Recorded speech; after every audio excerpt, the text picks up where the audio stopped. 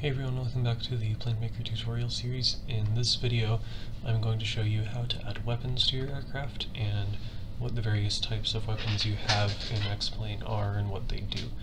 I might also briefly cover how to create a placeholder weapon if you don't want a station to carry anything. So let's get started. So here you can see I have an aircraft opened up that I've been working on. You may have seen this in previous videos, and it's basically done now. The only thing left is to add some weapons. And the first thing you need to do before you add any weapons, just for realism's sake, is to make some hardpoints. I've already got some on this aircraft, and as you can see there, they look like they're just wings, and that's because they are just wings. I've found the easiest and quickest, probably best way to make hardpoints that have realistic aerodynamic properties is to make just extra little wings.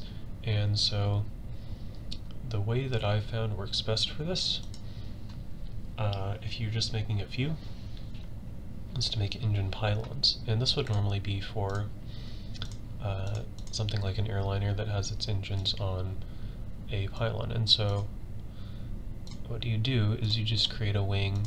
As usual, you'd click both of these boxes here to make sure that you have one on each side, and then you just use the same position controls that you're already used to move them around, except this time, because these are engine pylons, these will all be relative to your engines, so just bear that in mind. If you don't like engine pylons for whatever reason, you can also do miscellaneous wings. You can see that's what I have done here. Very simple. You just should already know to do this. You just create your wings and you're done. So that's hardpoints. And placing default weapons is also very, very simple and easy. So to do that, you go to Expert and surprise, surprise, default weapons. Now here, it's very, very simple. All you do is you click on this box, you navigate to the weapons folder, choose a weapon, and now you can see it showed up here. You can position it however you like using the standard 3 controls that you are used to for everything else in Planemaker. You also can attach it to another part of your aircraft if you like. I usually don't, but if you want to put a missile on a wingtip or something, that's how you would do that. If you want to offset it in terms of heading, pitch, and roll, that is also available. Some aircraft have offset weapons. I know the F-18 has its internal cannon raised a few degrees up for better lead, so that's there if you want it. If you're putting a cannon on your aircraft and you want it to be inside the aircraft to not have any drag effect, you'd check this box, the internal box. And that's basically it. So that's all there is to adding weapons to your aircraft. But the tricky part is, if you don't know what these weapons are, it's a bit difficult at first to determine what each one does.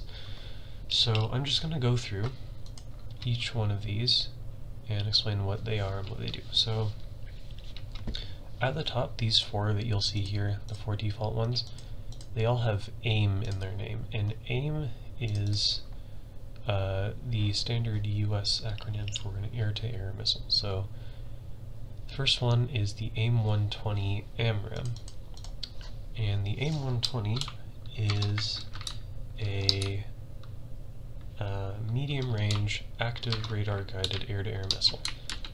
AMRAAM stands for Advanced Medium Range Air-to-Air Missile, and active radar guided means the missile has its own radar in its nose here that can track an aircraft independently of your aircraft's radar. And this doesn't really matter in X-Plane because X-Plane doesn't model air-to-air radars, but that's what it is and what it does. These missiles have a range of anywhere from a couple thousand feet out to 60 miles, depending on the launch conditions and also how the target is flying or maneuvering. And so a NATO pilot, when firing one of these missiles, would say Fox 3 to indicate that they are firing an active radar-guided missile. Next on the list is the AIM-54 Phoenix. This is a really, really big missile. This is also an active radar-guided missile. It weighs about 1,000 pounds. It's got a range of over 100 miles depending on launch conditions and how the target's flying.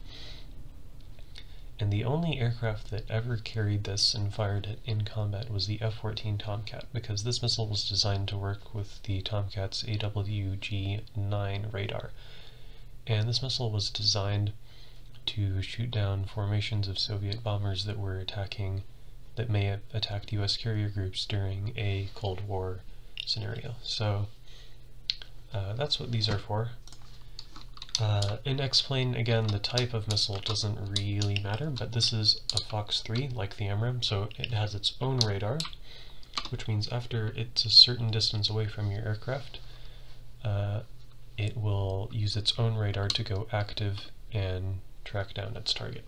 Now, another thing to note about these active radar-guided missiles in real life, you can't just immediately fire one and forget it. They will take data link position updates from your own aircraft to get targeting information up to about 10 miles away from their target, at which point they will go active and use their own radars. None of that's modeled in X-Plane, but that's how it works in the real world, so if you want to look into that more, you can. The next default missile is the AIM-7 Sparrow. This is a short to medium range semi-active radar-guided air-to-air missile. It's pretty old. It was first introduced in the 1950s, I believe, and it was first carried, I think, operationally by the F-4 Phantom. This missile is a semi-active radar-guided missile, or a Fox 1, which means its own radar isn't actually a radar, it's just a receiver.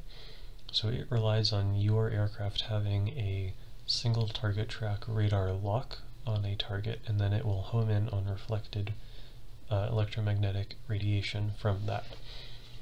Again, in X-Plane, this doesn't really have any of that modeled. Also, its range is quite unrealistically long, but it's not really a big deal. But that's how it works if you care. So that's the AIM-7. Next on the list is the AIM-9. This is a short-range infrared-guided air-to-air missile. So a pilot firing this would say Fox 2 to indicate they're firing an infrared missile. First introduced in the 1950s, I believe, first carried on the F-86 Sabre operationally. It only has a range of a couple miles, so this is a missile that's used in a dogfight. And the more modern versions of this missile actually can do something really cool. Their seeker heads, which is the part that looks for hot targets, can actually swivel around on a gimbal up to 90 degrees off the missile's longitudinal axis. And the latest version, the AIM-9X, actually has thrust vectoring, which means it can turn very, very quickly, and it's possible that depending on how the target's maneuvering, it could actually turn 90 degrees or more to hit that target, which is pretty nifty.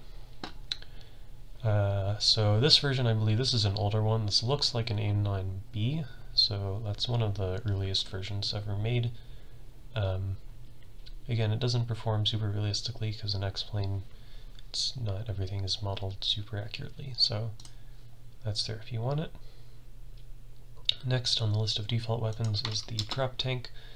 This is an external fuel tank. I don't exactly know how much fuel this one carries, but it's there if you want it. You can drop these off your aircraft using the drop tank button in the cockpit panel. And obviously the more of these you have on you, the more fuel and range you'll have, but that also means your aircraft will be heavier and slower, and it'll be more draggy. So just be aware of that when you're adding drop tanks. Next on the default weapons list is the GBU, I believe 24 or 10. So this is a 1,000 pound laser guided bomb. And normally there would be someone else either in an aircraft or on the ground shining a laser at a target, and then this bomb would use its laser seeker to home in on that laser, the reflected energy from that laser, and hit a target. In the real world they're very, very accurate and precise, but in X-Plane laser designation isn't modeled, so it's basically just an unguided bomb. Also looks pretty cool. Looks like you're going off to war with it, so if you want it, it's there. So next we have the three guns. You have the GAU-8, the M39, and the M61. So the first one, the GAU-8, is a very, very big cannon carried by the A-10. It fires 30mm rounds, and it's very large and quite heavy, so just be aware of that if you want to include one of those in your design. Next is the M39. This is a 20mm cannon carried by the F5 Tiger II or Freedom Fighter, depending on the version. Pretty small, pretty light. It has a pretty slow rate of fire because it's older, and it doesn't work in quite the same way as the next one, which is the M61 Vulcan cannon. Now this is pretty much standard equipment on all modern fighters. Fires 20mm rounds very, very quickly. I think 6,000 rounds per minute.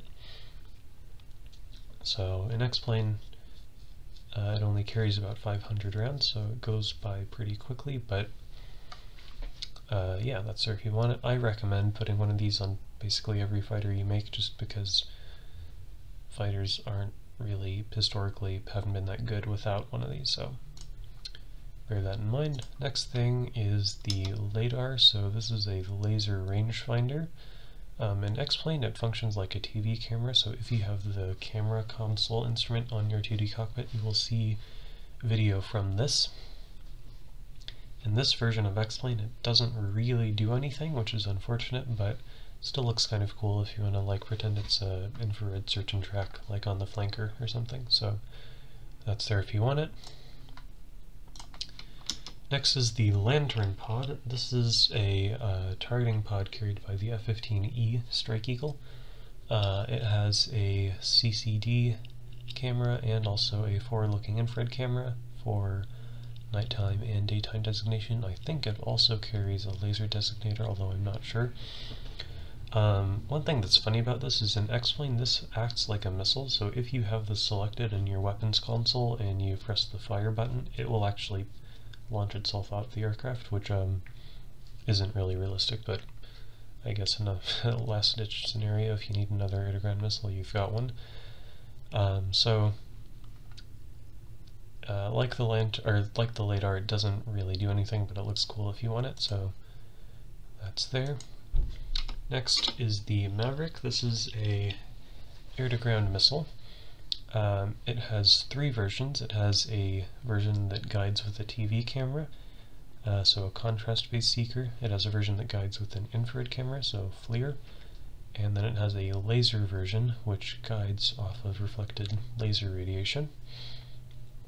I believe the version we have in X-Plane is just the TV-guided version, but like many of the other guided weapons in this version of X-Plane, it doesn't actually guide on anything, because you can't designate targets for it, so it's basically just like a 500-pound unguided rocket. So, looks cool if you want it, so that's an option.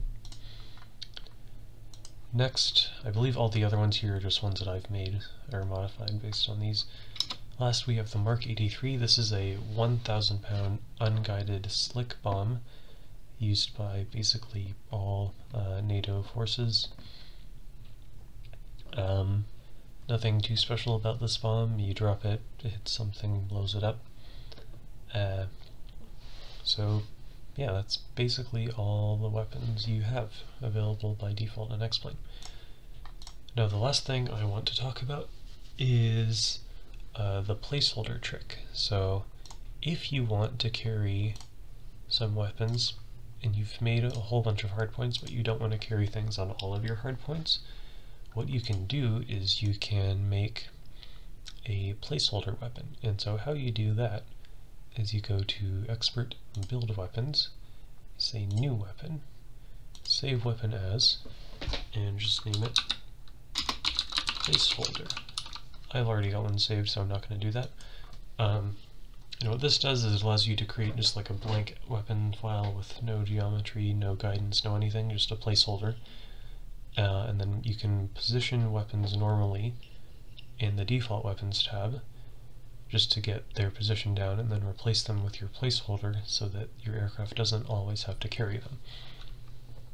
So usually the best way to do this is to just name each individual placeholder after the station that it's on. So this might be right wingtip, right inboard, whatever you want to name it. So that's a trick that I find to be pretty useful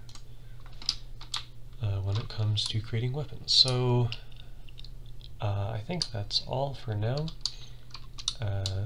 Again, like I said, it's a very, very simple process. You just select which one you want and then position it along the 3 axes. So yeah, I hope this was helpful. If you have any questions, please send me an email or leave a comment, or come to office hours if you are one of the lucky few that can. And I think that's all. I'll see you in the next video.